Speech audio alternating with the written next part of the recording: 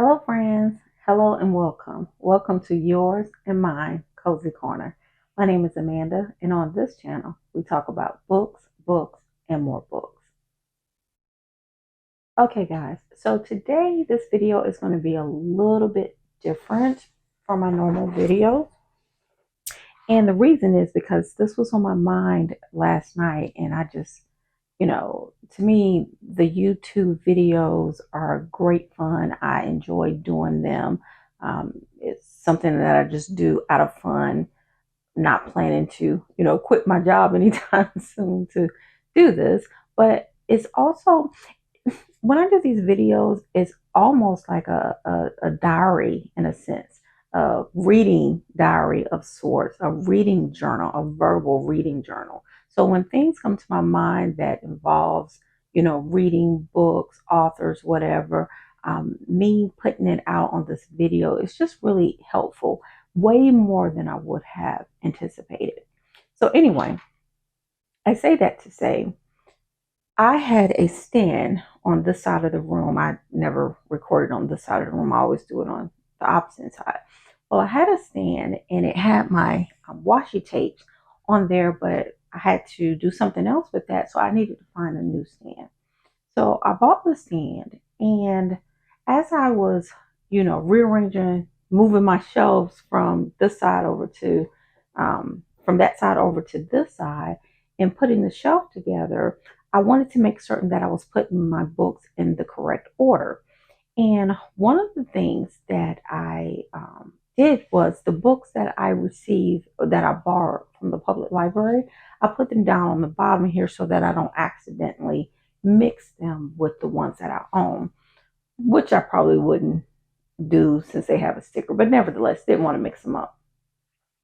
And as I was doing that, I was saying to myself, and I said this in a previous video, I don't think I've actually put the video out yet, but I was saying, oh my goodness, why in the world did I go and borrow 7 books from, my library when I had already made up my March TBR list?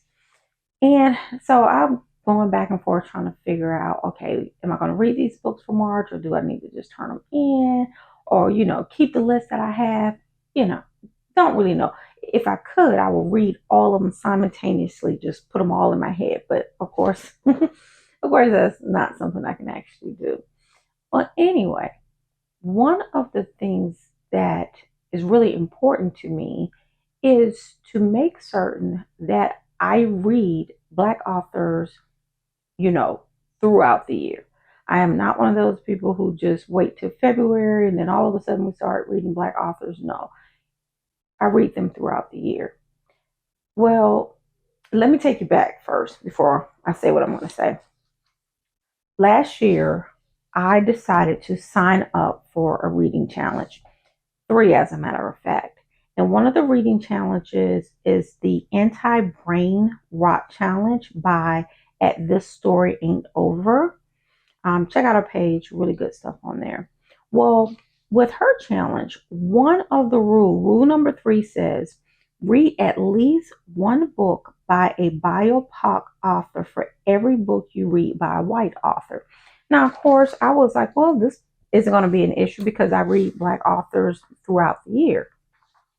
Now, I don't know about most people, but I know a fair amount of authors, but there are a lot of authors that, I see their names. I don't know if, I don't know the gender, I don't know the race, ethnicity. Like, I don't know any of that stuff. I pick up a book and I look at the illustration on the book because that's generally what catches my eye, and, read the synopsis. Or in some cases, there are authors that I know, like, hey, Miss Kennedy Ryan is putting out, oh, she's releasing a book here. Go check this out. But in most cases, I'm just reading the synopsis to see, if this is a book I may be interested in.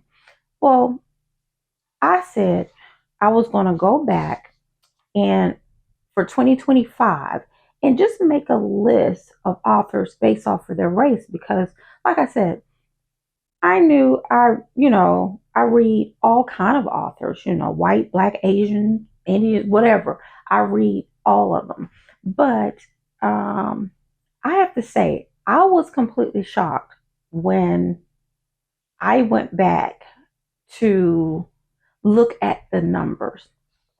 So in 2025, the amount of white authors I read, or books written by white authors, was 65%. 65%. Over half the books that I read were by white authors. And with black authors, it was 29%. And then the rest included like Asian, Indian, Hispanic, or Latino. I was completely shocked by that. Uh-oh.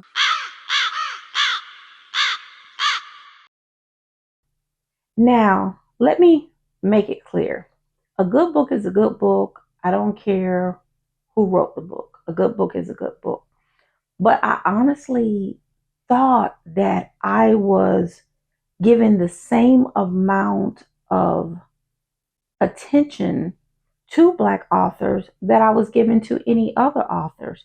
So to find out that it's 65% of one and 29% of the other was completely shocking to me. So I made a point that with doing this challenge, that I was most definitely going to read at least one book by a BIPOC author for every book that I read by a white author. And I bring this up to say that when I looked at my March TBR list, of course, I already had, books by Black authors on there. And when I picked up these books from the library, I don't know if, what their race, ethnicity, whatever it is. I don't know because, again, that's not something that I'm looking for when I am picking up a book. I'm just looking like, okay, is this going to be something that I'm going to enjoy? So, anyway, I put my books together here on the shelves. I had to take them all down, move the shelves, and put them back up. And as I'm doing it, I'm like, oh my goodness, I have way more books than I realized that I had. Roughly speaking, because I didn't count the books that I've already read, but roughly speaking, I would say it's probably like 280 something books over here. Okay. And I just said, well, let me do this. I'm going to make a list of books I have by white authors, black authors, Asian authors, just kind of break them down and just to make certain that I'm kind of fair to everyone that, I read a little bit from everyone. And as I was doing this, and now mind you, it was kind of late at night, or it actually turned into this morning because I was up to like 2 o'clock in the morning because I couldn't go to sleep and, you know. But anyway, as I'm writing down who's who, the books that I have over here, over 200 of these books are white authors. There's only like, well, and hold on, that number's not correct. When I say over 200, I mean just the books. Now, some of these books, like 5 of these books, may be by the same author. So that's one author for 5 books. But again, the way I have my list is per book. So 200 of these books, the authors are white, and only like 29 are black. And then the rest are like Asian or mixed, or I have a whole set like 20 something that I don't know what, their race is. And I was like, oh my goodness gracious. That was a little troubling to me because even if I'm trying to be fair and trying to be inclusive, my numbers don't match at all. Like if I just set out to say, well, the next 30 books I read by white author, I'm going to match them with 30 books by black authors. I don't have enough books to do that.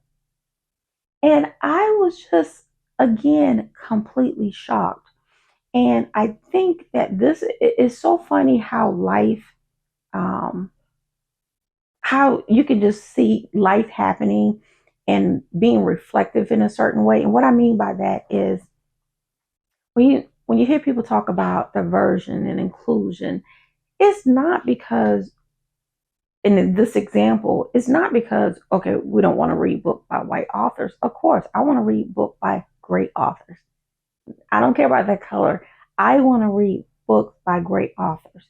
But if I'm reading books and 200 of them are white authors and only 29 of them are black authors, and then the number gets even smaller for Asians or mixed or anything else like that, it's like I can't, that it's just not fair. That number just doesn't match up. So I say all that to say that even though I thought I was doing a great job with mixing, I see that I'm not. So I am going to make a point to make certain that when I go out to buy these books, that my number match. So if I go, and I don't care if it's Goodwill, Barnes and Noble, Books a Million, wherever, if I go and I get 5 books, I am going to, of course, let me say this too. I'm not going to not get a book um, ever based upon somebody's race or ethnicity or religion or whatever. I'm never going to let that be a reason that I don't get a book. I'm going to get a book that sounds great, a book that I think that I'm going to love, a book that I think I'm going to have a good time with. That is going to be number one. But being that I am more mindful now, when I get those, so let's say I go to the bookstore and I find 5 books that I think, oh, these are going to be great.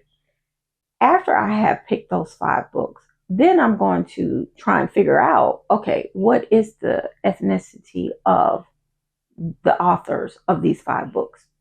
And if it's, or let's say 6 books, because I like even numbers, let's say 6 books.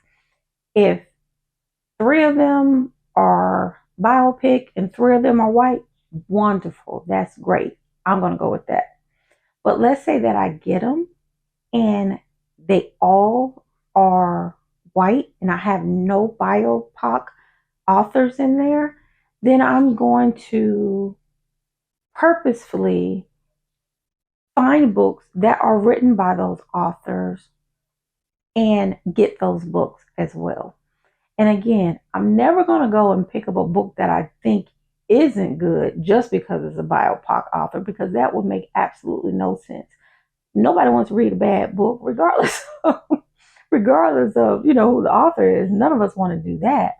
But I want to make certain that I'm being inclusive, not because I have to be inclusive. I just think that's a good thing. I think that you can learn so much from so many different people, and I want to,